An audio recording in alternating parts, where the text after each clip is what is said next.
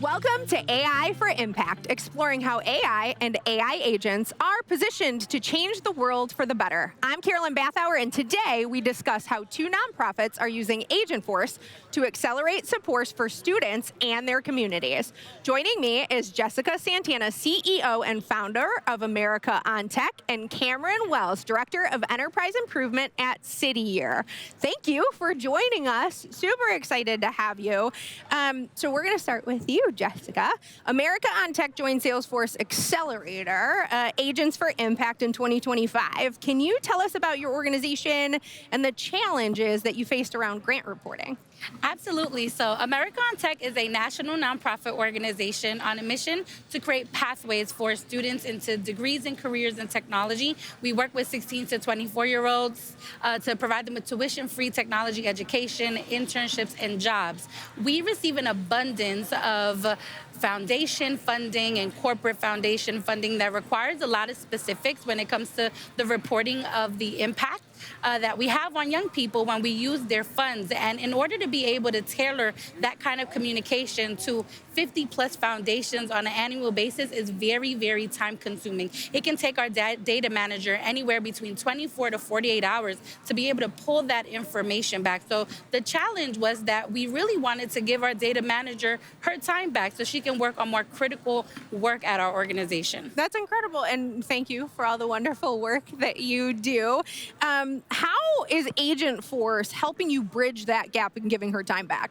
Absolutely. So we're building a grant reporting agent within Tableau that is giving us the opportunity to use the data that we've collected on the impact of our programs to be able to query data in real time. Soon the agent is going to be able to tell us information about national impact, region-specific impact, even down to cohort-specific impact within our programs. And we're really excited because to be able to tailor that communication to people that fund our work is really important to give them a sense of the kinds of impact that we're having on young people, regardless of whether or not, they are, focused on a national program or a local program. Great. And it's like 4 or 5 things you listed. I can imagine compiling that across all of those organizations takes a lot of time. And so now being able to ask an agent in natural language to do that summary probably saves a whole lot of time. So thank you for sharing that. Yes.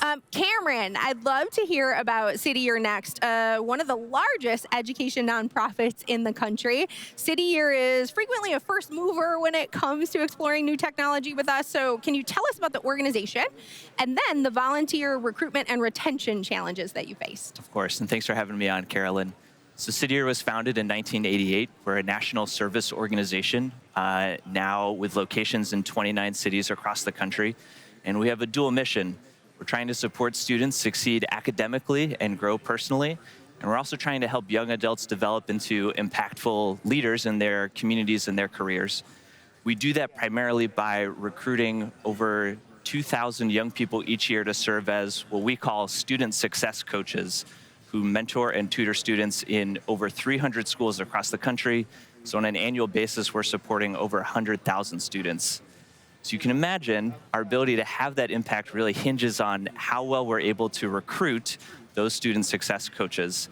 And that's a really complex challenge that takes a lot of time and effort to manage, both for our candidates, the folks who want to become student success coaches. It can take them up to 4 weeks to go from just learning what City Year is to actually submitting an application.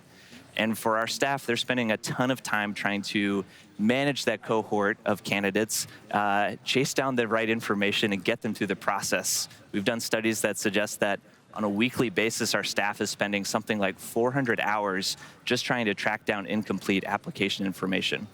So it's a really complex and difficult process to manage, all happening at a time where demand for student supports has never been higher. Yeah, and it's an incredible amount of volume too, and it's such important, impactful connections, right? Making sure you're getting the right coaches and matching them with the right position. So that's wonderful. But you're doing something to solve for this challenge. You're developing an AmeriCorps recruiting agent using Agentforce. What kind of impact is this having on you all as a nonprofit? Yeah, well, City Year and Salesforce have been great partners for many years. So when we started to learn about Agentforce, we were really excited. Just 3 weeks ago, we launched our first ever agent that we're using as a virtual recruiting assistant. Right now, if you're a young person who wants to learn more about City Year service, you can text a number, be directly connected with an agent that can answer questions about what City Year is, connect you with a recruiter to learn more, and even step you through each part of our application so that you can put your hat in the ring. And it's all mobile first, so you can do this entirely on your phone. We're really excited to see this hopefully drive an increase in applications, which means more student success coaches supporting more students across more schools. It's amazing. You're meeting the students where they are on their phones, so that's great. So I'm going to go to both of you, but Jessica, I'm going to start with you. It seems like Agentforce is having an impact on the workforces and, of course, how that impacts the communities that you all serve and support. Can you share any anecdotes or success stories with our audience?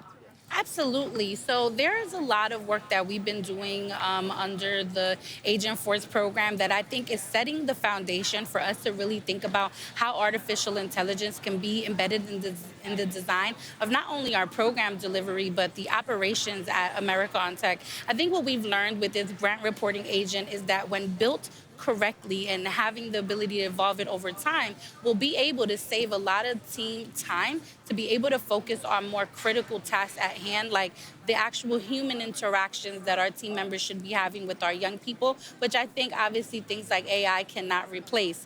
But I also believe that the most important thing is giving our students a vision to understand that while we are prioritizing artificial intelligence at America on Tech, they can also see themselves working at companies that are enabling these kinds of processes and start to believe that they can be in these spaces as well. Yeah, that's an incredible connection because like this technology on a consumer level has grown so fast. And so the access to that and then moving into the business world, it's just such a seamless connection that we haven't really seen before with technology. So that's wonderful. Same question to you, Cameron. Can you share anecdotes, success stories? What have you seen? Yeah. Well, I mentioned our hope that this technology will help increase applications, getting more student success coaches into schools. It's already, however, helping save our staff time. So we're trying to cut down on that 400 hours a week of chasing down incomplete information. Something else I'll mention is that one of the reasons we are so excited to produce a mobile-first agent is because not everyone has consistent access to a laptop or a desktop computer. We want City Year service to be as accessible as possible for all kinds of people, no matter what your internet access is. So we're really excited to see what a mobile-first pathway into the application experience can do to help broaden and make it easier for anyone to consider service. I think that's a really, really good point for everyone is thinking about where your customers or who you serve are and going that first. It's a really good strategy. Okay, we're going to stay with you, Cameron. As you think about the Agentforce journey, did you have advice for other companies or organizations that are looking to implement Agentforce? Some lessons learned? Yeah, it's been an interesting journey so far. I think it's probably fair to say, I imagine for Jessica and AOT, as well as for City Year, that we do this work because we believe in the value and the power of human relationships. And I think it is easy to think of AI technology as a replacement for those human relationships. I've really appreciated working with Salesforce and my team at City Year to figure out how agent technology can actually be an enabler of human connections so that it doesn't have to be an either or. You can have both really efficient processes based on smart technology that helps humans connect with other humans and build those relationships. So that's my advice, is to consider how can you use this technology to help your people remain people. That's great advice. Jessica, same question to you. Advice you have for other companies or organizations that are looking to implement this? Yes, for other organizations that are looking to implement this, one of my biggest pieces of advice is don't be afraid. I think with artificial intelligence, there is a lot of skepticism. There's a lot of fear-mongering that happens. And I would say that if you are a smart nonprofit leader that is looking to maximize student outcomes, artificial intelligence embedded in your processes could actually save you time, could actually maximize the kind of impact that you're trying to have on young people. And I think that, being able to tinker with these kinds of technologies is really important if we're trying to build sustainable long-term impact within the communities that we're serving. The other thing I want to mention is making sure that you identify the right use cases in the beginning. You know, you don't have to use AI for everything. There are things that I think AI should not be used for. But I do think that when thinking critically about, you know, the vision and the long-term goal for what you're trying to build with your company or your organization, focus on the use cases first and then let the technology inform what is capable and what is possible of achieving. Yeah, having a strategy, figuring it out as you go, and AI agents and humans working together. Thank you both so much for the work that you do, for the helping the communities that you serve, and we're really glad to have had you today. Thanks, Carolyn. Thank you. To learn more about Salesforce for nonprofits, scan the QR code on the screen or go to salesforce.com/nonprofit.